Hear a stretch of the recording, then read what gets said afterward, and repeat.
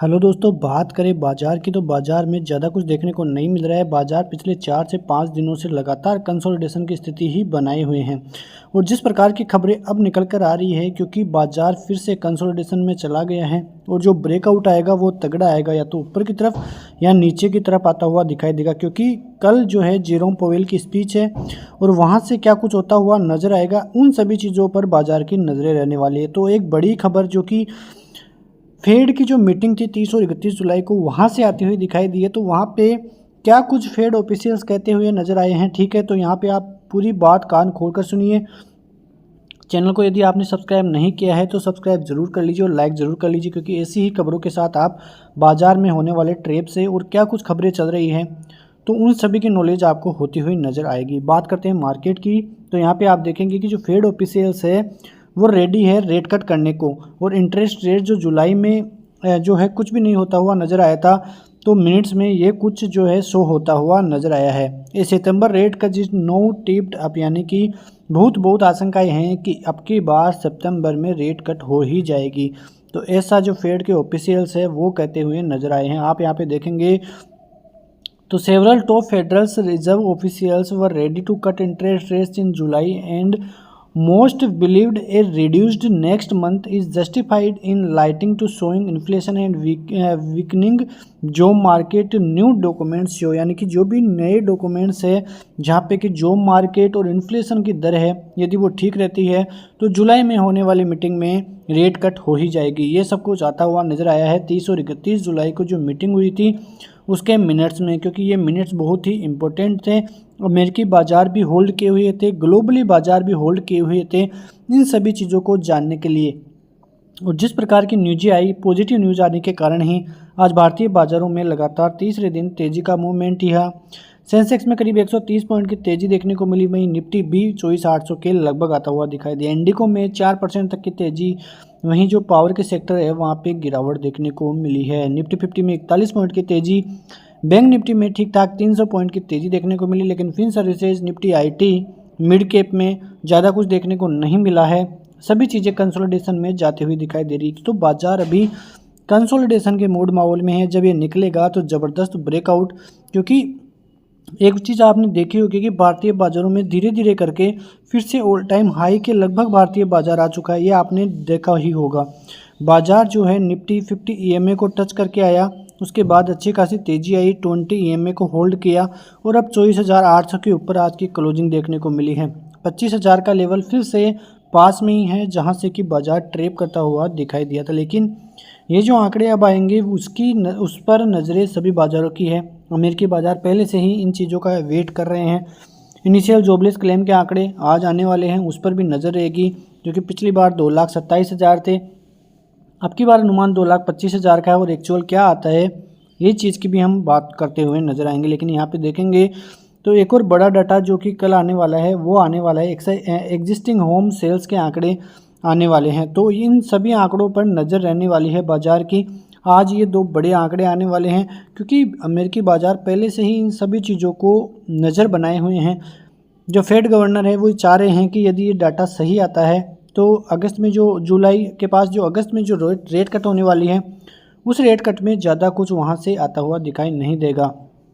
तो ये खबरें काफ़ी इम्पोर्टेंट जेरोम पोवेल के लिए होती हुई नज़र आएगी। लेकिन यहाँ से एक जो डेटा आया है वो थोड़ा नेगेटिव आया है ICRA का, जो कि एक इंडियन ब्रोकरेज फर्म है। उनका ये जो फोरकास्ट आया है, उन्होंने ये कहा है कि जो इंडिया का जो Q1 की GDP ग्रोथ है वो अब की बार गिरती हुई नज़र आएगी और करीब 6% तक रहती हुई नज़र आएगी, और छठे वीक के क्लोजिंग पर ये होती हुई नज़र आएगी। यानी कि लगातार 6 सप्ताह सब जो भी तेज़ी हो रही है उसके एंड में, यानी कि लोअर पॉइंट पर GDP ग्रोथ आती हुई नज़र आएगी। तो ये थोड़ा चिंता का विषय भारतीय बाजारों के लिए होगा, क्योंकि ये जो इंडियन फर्म है वो ये डेटा पेश करती हुई नज़र आई। लेकिन इससे पहले IMF और जो बड़ी ब्रोकरेज हाउसेज हैं उन्होंने भारत का जो GDP अनुमान है वो करीब 7 और 7.2 के अनुमान के अनुसार उनका डेटा आता हुआ नज़र आया। तो क्यों क्या कुछ आता है वो 30 तारीख को समझ में आ जाएगा, क्योंकि जीडीपी ग्रोथ के आंकड़े 30 तारीख को आने वाले हैं, तो उस पर भी नज़रें रहने वाली है। उसके अलावा यहाँ पे आप देखेंगे तो जो दीपक साहनी हैं,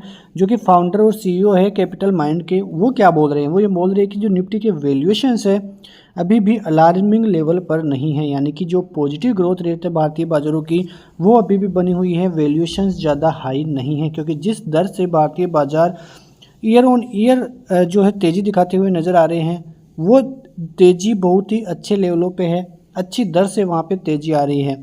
और पॉजिटिविटी इसलिए है क्योंकि डिफेंस, मैन्युफैक्चरिंग और जो कंजप्शन है भारत का वो काफ़ी अच्छे तरीके से ग्रो कर रहा है।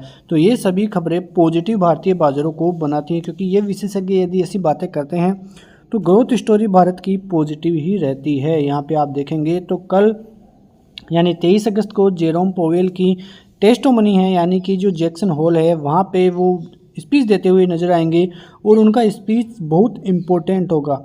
और इसी वजह से आपने देखा कि भारतीय बाज़ारों में भी लगातार कंसोलिडेशन है, क्योंकि वो क्या कुछ करते हुए यहाँ से नज़र आते हैं उसके ऊपर सभी बाज़ारों की नज़रें टिकी हुई है। अमेरिकी बाज़ार भी इसी प्रकार से कामकाज करते हुए नज़र आ रहे हैं, क्योंकि उनको इस बात का तो अनुमान है कि सितंबर में रेट कट हो सकती है। लेकिन फ़िलहाल जिस प्रकार के आंकड़े, सीपीआई आंकड़े, पीपीआई आंकड़े अमेरिकी बाज़ारों से आते हुए दिखाई दिए हैं, लेबर के आंकड़े आते हुए दिखाई दिए हैं, उन सभी के ऊपर क्या रिएक्शन जेरोम पोवेल का आता है, सभी इस चीज़ का इंतज़ार कर रहे हैं। ठीक है, तो अब ये सभी चीज़ें जो है ग्लोबली जो है इंडिसेस पे जो नज़रें रख रहा है वो है आरबीआई, क्योंकि आरबीआई ने पहले ही बात कर ली थी कि जिस प्रकार से फेड कुछ करता हुआ नज़र आएगा उन सब पर नज़रें हमारी रहने वाली है। और उन नज़रों के हिसाब से ही, यानी कि जो कुछ खबरें अमेरिकी बाज़ारों से आती हैं उनके हिसाब से ही हम आगे भी कामकाज करते हुए नज़र आएंगे। आपको ही पता है कि टॉप बैंकर के लिस्ट में सबसे ऊपर यहाँ पे शक्तिकांत दास से आते हुए दिखाई दिए हैं। उनको जो रेटिंग है वो A++ दी गई है, तो काफ़ी अच्छा जो है भारतीय इकोनॉमी के लिए है, क्योंकि उन्होंने जिस प्रकार से रेटों को होल्ड किया है भारतीय बाज़ारों के लिए काफ़ी अच्छा जो है कामकाज उन्होंने भारतीय बाज़ारों के लिए किया है। ग्रोथ स्टोरी भारत की स्ट्रॉन्ग इन्हीं की वजह से बनती हुई दिखाई दी है। आप यहाँ पे डेटा देखेंगे तो 24,800 का लेवल जो भी आज भी अच्छा खासा कामकाज करता हुआ नज़र आया, वहाँ पे इतनी स्ट्रॉन्ग जो है सपोर्ट क्यों है, ये चीज़ आप देखें तो यहाँ पे जो कॉल राइटर्स देखिए तो 36 लाख होते हुए नज़र आए हैं। यहाँ पे करीब 13 लाख और एड आज होते हुए नज़र आए हैं। वहीं जो पुट राइटर्स है तो टोटल पुट राइटर्स आप यहाँ पे देखेंगे तो करीब 38 लाख पुट राइटर्स है, 19 लाख से 18 लाख और एड हो रहे हैं, यानी कि जो 800 का लेवल है, 24,800 का लेवल है, काफ़ी स्ट्रॉन्ग है सपोर्ट जोन, जो कि आज भारतीय बाज़ारों में सेफ रहा है। वहीं उसके अलावा 25,000 का जोन देखें तो 25,000 पर 54 लाख की कॉल राइटिंग है, क्योंकि वहाँ पे अच्छा खासा रेजिस्टेंस है। एक साइकोलॉजी जोन भी है जो कि लगातार ट्रेप करता हुआ बड़े लोगों जो रिटेलर्स हैं उनको नज़र आता है।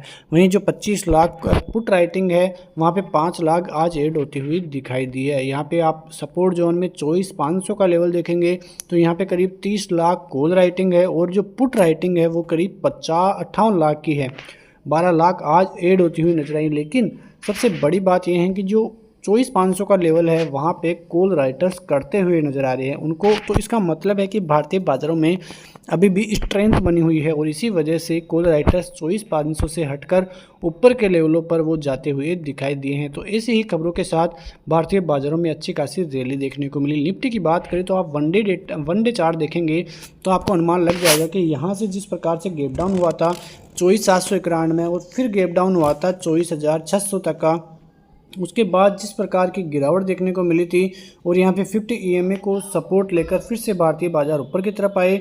ऊपर की तरफ आने के बाद आपने देखा कि 20 EMA जिसकी हम लगातार बात कर रहे थे कि इसके ऊपर सस्टेन कर जाएगा तो एक अच्छी खासी रैली ऊपरी लेवलों तक आ सकती है, और वैसा ही आज भारतीय बाजार करते हुए नजर आए हैं।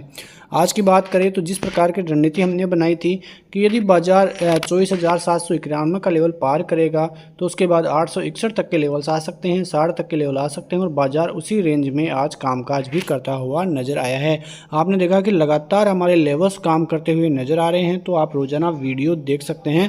तो यहाँ पे आप देखेंगे तो कल की बात करें तो कल यदि 24,860 के ऊपर सस्टेन हो जाता है तो आपको 960 तक के लेवल्स जो हैं बाजार में देखने को मिल सकते हैं, क्योंकि यही वो लेवल है जहाँ से बाजार में गिरावट की शुरुआत हुई थी।